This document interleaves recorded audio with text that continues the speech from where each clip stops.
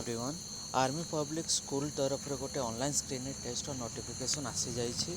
तो आज आम ये डिस्कसन करवा ये टेस्ट केवे हेबाकु अच्छी आउ ये टेस्ट क्लीयर कर सारे कौन फायदा अच्छी ये टेस्ट क्लीयर न कले कौन हम ये टेस्ट सिलेबस कौन एग्जाम केमिति हेब केते मार्क रखिले आम क्वालिफाई हो पार ए सब विषय आज आम डिस्कस करवा। तो फास्ट है कौन एग्जाम केवे हेब ना नोटिफिकेशन हिसाब से 23, 24, 25 नवेम्बर ये एग्जाम हेबाकु अच्छी। तो देन आमर कौन अच्छी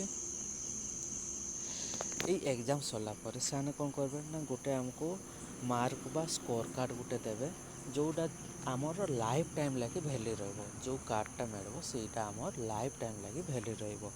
तो ये कार्ड पाई सारापर लाभ कौन अच्छी ना जिते बड़े आमर रेगुलर बा फिक्स टर्म दुईटा पोस्ट अच्छी। तो ये रेगुलर फिक्स टर्म जिते इंटरव्यू हम बा आम कंप्यूटर टेस्ट हम से टाइम रे जो मैंने क्वालिफाई करते से कौन हम ना फास्ट प्रिफरेंस मिल। देन जो मैंने क्वालिफाई करि नथिबे से मानकु सुजोग मिलबो।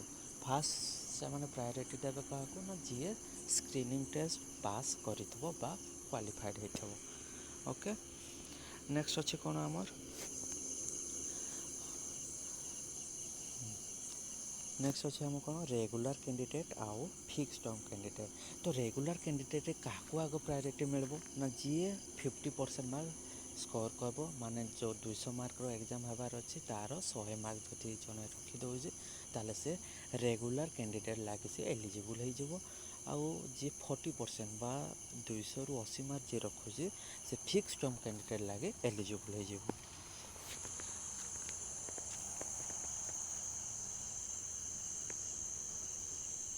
नेक्स्ट अच्छे कौन ना आमर ये कौन कौन प्रोसेस अच्छे ना गोटे इंटरव्यू होबार अच्छी जो मैंने सिलेक्ट हे फर्दर नोटिस आसो वैकेंसी पोस्ट हिसाब से वैकेंसी आसो इंटरव्यू लगे डाके तो सही आम जा इंटरव्यू दे पारबा। नेक्स्ट अच्छे कौन आमर minimum qualification generally minimum qualification आम जो पीजीटी रहा ता लगी आम पोस्ट ग्रेजुएशन करवा कथा आ प्रोफेशनल कोर्स गोटे बीएड करवा कथा। आउ ये कौन ना 50% एग्रीगेट मार्क रही आवश्यक। देन आसला टीजीटी रे ग्रेजुएशन होता कथा आउ बीएड प्रोफेशनल कोर्स गोटे करवा कथा। ओके आम पीआरटी रे भी कौन ग्रेजुएशन नौजी आउ 50% परसेंटेज रही कथा। ये गोटे आम भल खबर अच्छी कौन ना ये बीएड कैंडिडेट मानक भी एलिजिबिलिटी से देउजते कि आम अप्लाई करें। ओके आउ गोटे इम्पोर्टाट जिनस है जो मैंने पीआरटी बा टीजीटी रे अप्लाई करने को जाते से माने निजे सीटेट क्वालिफाई करथिबा कथा। आ जदि भी जने सीटेट क्वालिफाई करी नाई किंतु इंटरव्यू टाइम रे बा डॉक्यूमेंट सबमिशन टाइम रे से जदि से टाइम भितर सीटेट क्वालिफाई कर जाउची ताहले से सेटा सबमिट भी करि परबो। ओके नेक्स्ट अछि कोन एज एज रे कोन अछि हमर बिलो 40 होता कथा फ्रेश कैंडिडेट बा non teaching experience jar experience नहीं बिलो 40 एज होता कथा जार एक्सपीरियंस अच्छी बिलो 45 5 वर्षरू जे अच्छी आउ 7 वर्ष एक्सपीरियंस वाला बिलो 50 हेले भी चलो 9 वर्षर एक्सपीरियंस जदि जनक अच्छी ताले बिलो 57 एज रे भी से अप्लाई करें। नेक्स्ट अच्छी कौन हाँ डेट तो मुझे स्टार्टिंग रो कही 23, 24 आउ 25 नवेम्बर को एक टेस्ट हेबार अच्छी। ओके एग्जाम सेंटर भी लिस्ट गुड़ाक तले लिखाई पूरा आप नोटिफिकेशन पढ़े तो एग्जाम सेंटर विषय भी जानीपारे। आउ ये देखो कौन अच्छे आमर केते मार्क रो एग्जाम हम फॉर पीजीटी और टीजीटी 200 मार्क रो क्वेश्चन अच्छे आम पीआरटी लगे भी से सेम 200 मार्क रो अच्छे। आउ ये गोटे भल खबर है दे आर अल्सो भी नेगेटिव मार्किंग ये आम नेगेटिव मार्किंग भी अच्छे 4टा भूल है क्वेश्चन तो 1 मार्क आम कटिज माने गोटे क्वेश्चन प्रति 0.25 मार्क कटिज। ओके नेक्स्ट अच्छी कौन हाँ फाइनल स्कोर कार्ड आमर जो एग्जाम हम एग्जाम 21 डेज पर एग्जाम कौन हम ना 21 डेज पर से माने स्कोर कार्ड आमको पठेदेवे। आउ जदि ई स्कोर कार्डटा आम कारणवशतः किसी भी हजि जाऊे ताहले कौन हम आम 250 टंका डिपोजिट करी आउ थे आम डुप्लिकेट सर्टिफिकेट बा डुप्लिकेट स्कोर कार्ड को अप्लाई कर पारबा। ओके नेक्स्ट रेजिस्ट्रेशन प्रोसेस अच्छी आप रेजिस्ट्रेशन ऑनलाइन को जाकि करेंगे ता लगी कौन ना आपण पाखे वैलिड नंबर रही कथा फोन नंबर आउ ईमेल आईडी भी वैलिड हवा कथा जोटे कि ओटीपी आसो ओटीपी को हमको सबमिट करने को पड़ो ड्यूरिंग द रेजिस्ट्रेशन। नेक्स्ट कौन कौन डॉक्यूमेंट अपलोड करने दरकार ना आम रिसेंट पासपोर्ट साइज फोटोग्राफ दरकार सिग्नेचर दरकार आउ डेट ऑफ बर्थ सर्टिफिकेट बा 10 मार्कशीट बा सर्टिफिकेट अपलोड करदेले भी चलो। ओके तो आम रेजिस्ट्रेशन टाइम टेबल कौन अच्छी ना 10 सेप्टेम्बर रू नहीं कि 25 अक्टोबर जाके रेजिस्ट्रेशन आम कर आम आर्मीरा केवे आसीज ना 12 नवेम्बर को आसीज एग्जाम 23 24 25 रे हो आम रेजल्ट केवे बाहर ना 10 डिसेम्बर सुधा आम रेजल्ट बाहरी। ओके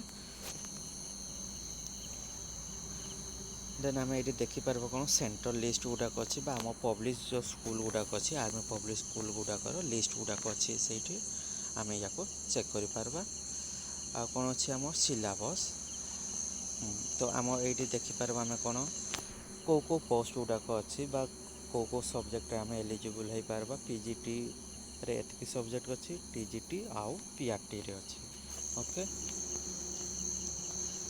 आम एसेंशियल क्वालिफिकेशन बा एजुकेशनल क्वालिफिकेशन गुड़ाक आम ये लिखाई सब पीजीटी लगी पोस्ट ग्रेजुएट करवा कथा आउ कौन ना आमर बीएड भी कंप्लीट करवा कथा आमर कौन अच्छे टीजीटी रे भी ग्रेजुएशन ता सहित आमर कौन दरकार ना बीएड होता कथा किंतु आपन को ये सीटेट पेपर टूटा क्वालिफाई करवा कथा आमर पीआरटी लगी सीटेट पेपर 1 टा आपन क्लियर करवा आवश्यक।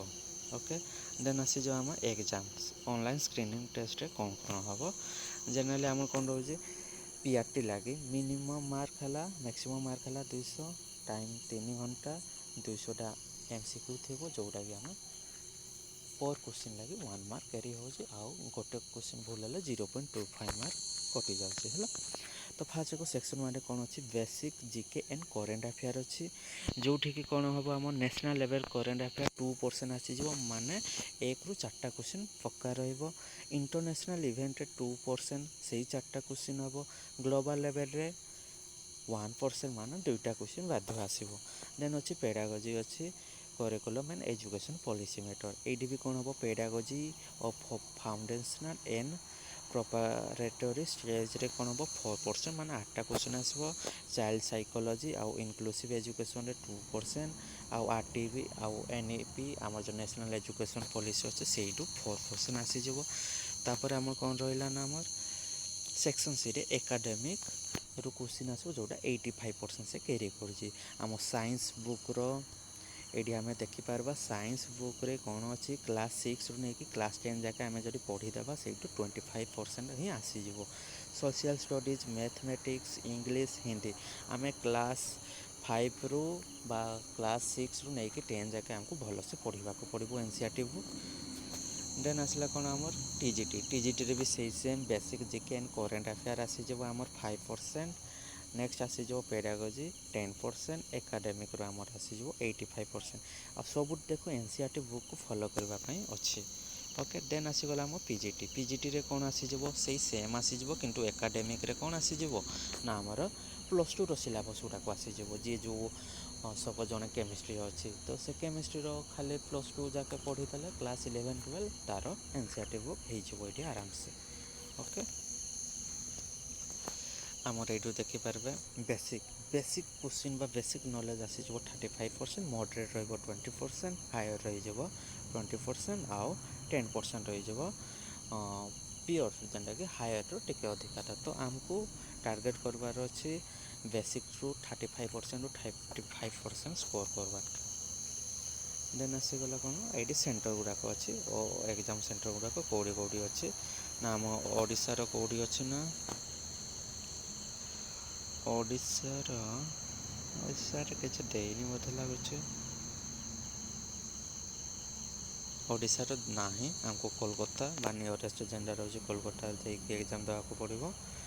तो यहीटा है कंप्लीट नोटिफिकेशन आपण मैंने अप्लाई करने जल्दी आउ थैंक यू वीडियो भल लगी लाइक एंड शेयर करदे। ओके।